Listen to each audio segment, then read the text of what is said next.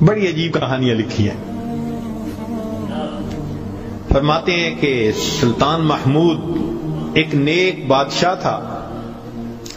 اس کے پاس ایک دیہاتی نوجوان آ گیا. اس کا تعلق دیہات سے تھا.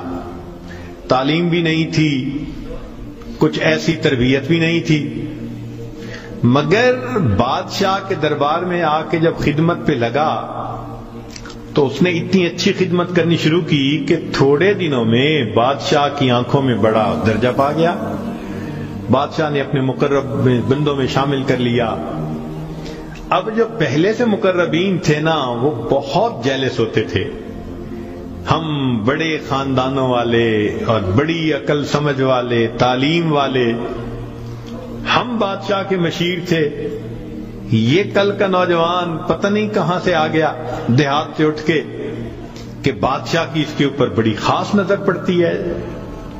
چنانچہ انہوں نے پروگرام بنایا کہ ہم بادشاہ سے موقع ملنے پہ بات کریں گے.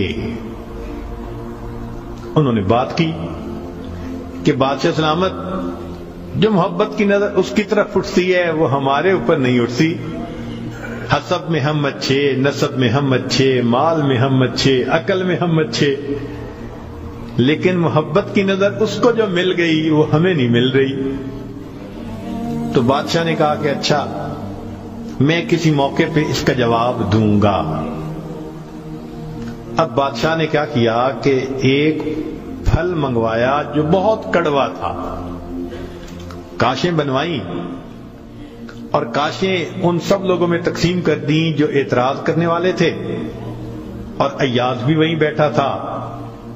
تو جس جس کو وہ کاش ملی اس نے منہ میں ڈالا, تھو تھو. بادشاہ سلامت بڑا بہت کڑوا, توبہ توبہ بہت کڑوا. سب نے اپنے منہ سے وہ پھل نکال دیا اور کہا کہ بادشاہ سلامت یہ بہت کڑوا ہے. تو بادشاہ نے جب ایاز کو دیکھا تو وہ مزے سے کھا رہا تھا. تو بادشاہ نے اس سے پوچھا کہ ایاز, یہ کاش میٹھی ہے جو اتنے مزے سے کھا رہے ہو؟ اس نے کہا بادشاہ سلامت ہے تو کڑوی, کھاتے کیوں جا رہے ہو؟ اس نے کہا بادشاہ سلامت میرے دل میں یہ بات آئی کہ جس بادشاہ کے ہاتھوں سے میں زندگی بھر میٹھی چیزیں لے کے کھاتا رہا, اگر آج مجھے کڑوی بھی مل گئی تو میں اس کو واپس کیسے کروں؟ عمر بھر میٹھی چیزیں لے کے کھاتا رہا, آج کڑوی بھی مل گئی تو واپس کیسے کروں؟ کاش کہ یہ چیز ہمارے اندر آ جاتی کہ جس پروردگار کی نعمتوں سے ساری زندگی ہم انجوائے کرتے رہتے ہیں, اگر کبھی کوئی اس کی طرف سے آزمائش کی گھڑی بھی آ جائے تو ہم پھر شکوہ کیوں کرتے ہیں؟ اب بادشاہ نے سوچا کہ بھائی یہ لوگ جو بہت اعتراض کرنے والے تھے نا, ان کے سامنے کوئی اور ایسا ہیلا کرنا چاہیے کہ ذرا ان کو بات سمجھ میں آ جائے. تو ایک دن بادشاہ آیا اور اس نے کہا کہ دیکھو بھائی, آج میں تم سب کی عقل کا امتحان لوں گا, تمہارا آئی کیو لیول دیکھوں گا کیا ہے, اور میں دیکھتا ہوں کہ کون اس میں پاس ہوتا ہے. اب جب بتا دیا تو سب بڑے محتاط ہو گئے. بادشاہ نے ایک موٹا سارا ہیرا دکھایا, دیکھو یہ کتنا قیمتی ہے, کتنا چمکدار ہے, اور ایک ہتھوڑا بھی ساتھ دیا, اور پہلے کو کہا کہ جی یہ ذرا ہیرا جو ہے توڑ کے دکھاؤ. اب وہ سمجھ رہا تھا کہ بادشاہ نے ہم سے امتحان لینا ہے ہماری سمجھداری کا. تو اس نے کہا بادشاہ سلامت یہ ہیرا تو بہت قیمتی ہے, اتنے کیرٹ کا, اور بالکل بے عیب ہے, کوئی فلاں نہیں, فلاں لیس ہے, لہذا اس کو تو نہیں توڑنا چاہیے. بادشاہ مسکرایا, کہنے لگا ہاں بہت اچھا. تو وہ سمجھا کہ بھائی میں نے بادشاہ کو کنونس کر دیا, چنانچہ دوسرے کو دیا, اس نے بھی اسی قسم کی لاجک, تیسرے کو دیا, اس نے بھی لاجک. جتنے اعتراض کرنے والے تھے سب کو ہیرا ہتھوڑا دیتے رہے, وہ یہی لاجک دیتے رہے اور معذرت کرتے رہے, حتیٰ کہ بادشاہ نے وہ ہیرا ایاز کے ہاتھ میں پکڑایا. جب ایاز کو کہا ایاز اسے توڑو, ایاز نے اس کو نیچے فرش پہ رکھا، دے کے مارا ہتھوڑا اور اس کے ٹکڑے ٹکڑے کر دیے۔ اب جب اتنے قیمتی ہیرے کے ٹکڑے ہو گئے تو وہ تو سارے خوش ہو گئے، آج اس کا گنوار پن کھلا، اس کی جہالت کھلی، بے وقوف، کیا پتا اس کو یہ کتنی قیمتی چیز تھی۔ تو وہ ایکسپیکٹ کرنے لگے کہ آج تو بادشاہ اس کو دھکا دے دے گا دربار سے۔ تو جب ہیرے کے ٹکڑے ہو گئے تو بادشاہ نے اس کی طرف دیکھ کے کہا، ایاز تو نے ہیرے کے ٹکڑے کر دیے، اتنے قیمتی ہیرے کے؟ تو ایاز نے آگے سے سمپل سا آنسر دیا کہ بادشاہ سلامت، آپ نے مجھے حکم دیا تھا ہیرے کو توڑ دو۔ اب میرے سامنے دو آپشن تھی، یا تو اتنے قیمتی ہیرے کو توڑ دیتا، یا پھر میں انکار کرتا تو آپ کے حکم کو توڑ دیتا۔ میری نظر میں آپ کا حکم ایسے سینکڑوں ہیروں سے زیادہ قیمتی تھا، لہذا اس کو کم قیمت سمجھتے ہوئے میں نے آپ کے حکم کو نہیں توڑا، میں نے ہیرے کو توڑ دیا۔ تو بھئی جتنا ایاز کے دل میں بادشاہ کے حکم کا احترام تھا، کاش ہم بندوں کے دل میں پروردگار کے حکم کا ایسا احترام آ جاتا۔ ہم خواہشوں کو توڑ دیں، تمناؤں کو توڑ دیں، اپنی امیدوں کو توڑ دیں، ہم کبھی بھی حکم خدا کو نہ توڑیں۔ تیسرا واقعہ لکھا کہ ایک دن ایک موترس جو تھا وہ آیا اور اس نے کہا کہ بادشاہ سلامت، یہ جو آپ کا زیادہ ہے نا چہیتا ایاز، ہمیں لگتا ہے کہ یہ خزانے سے چیزیں چراتا ہے، ہمیں تو شک ہے۔ بادشاہ نے پوچھا کیسے ہے؟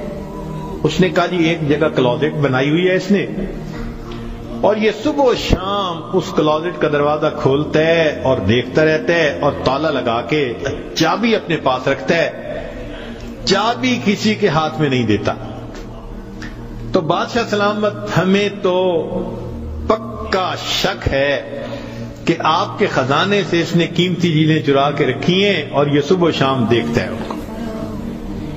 بادشاہ نے اسی وقت ایاز کو بلوا لیا، لوگوں کے سامنے پوچھا، ایاز تمہاری کوئی کلوزٹ ہے ایسی؟ جی۔ تالا لگا کے رکھتے ہو؟ جی۔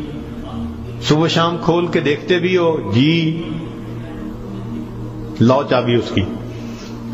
ایاز نے چابی نکال کے دے دی۔ بادشاہ نے ایک آدمی کو بھیجا کہ جاؤ اور کلوزٹ میں جو کچھ پڑا ہے سب اٹھا کے یہ کہ لے کے آؤ۔ اب جب وہ گیا تو ایاز تو مطمئن کھڑا رہا، مگر موترزین بڑے خوش ہوئے، آج پکڑا گیا، آج سمجھ لگے گی بادشاہ کو یہ کیسا بددیانت انسان۔ تھوڑی دیر گزری تو جو گیا تھا وہ تالا کھول کے کیا دیکھتا ہے کہ اس میں ایک پرانا سا لباس ہے اور ایک پرانا سا جوتا رکھا ہوا اور کچھ بھی نہیں۔ بڑا حیران ہوا، اس کو یہ صبح بھی دیکھتا ہے شام بھی دیکھتا ہے۔ وہ اس کو لے کے بادشاہ کے پاس آیا۔ بادشاہ سلامت، کلوزٹ میں یہ دو چیزیں تھیں۔ بادشاہ نے کہا ایاز بس یہی کچھ تھا؟ جی یہی تھا۔ ایاز یہ تو اتنی قیمتی نہیں کہ تم ان کو تالے میں رکھو اور صبح شام اس کو جا جا کے دیکھو۔ ایاز نے کہا کہ بادشاہ سلامت میرے لیے قیمتی ہے۔ پوچھا کیوں؟ کہ بادشاہ سلامت، جب میں پہلی مرتبہ آپ کی خدمت میں حاضر ہوا تھا، میں دیہاتی سا لڑکا تھا، یہ تہبند باندھی تھی، یہ کرتا پہنا تھا، یہ جوتا پہنا ہوا تھا، میں نے اس کو اپنے لیے پریزرو کر کے رکھ لیا۔ اب روز صبح اور شام میں دروازہ کھولتا ہوں، اپنے نفس کو مخاطب کر کے کہتا ہوں ایاز بادشاہ کے احسانات کو مت بھولنا، تمہیں جو اس نے رتبہ دیا تمہاری اوقات تو یہ تھی، تمہاری اوقات یہ تھی۔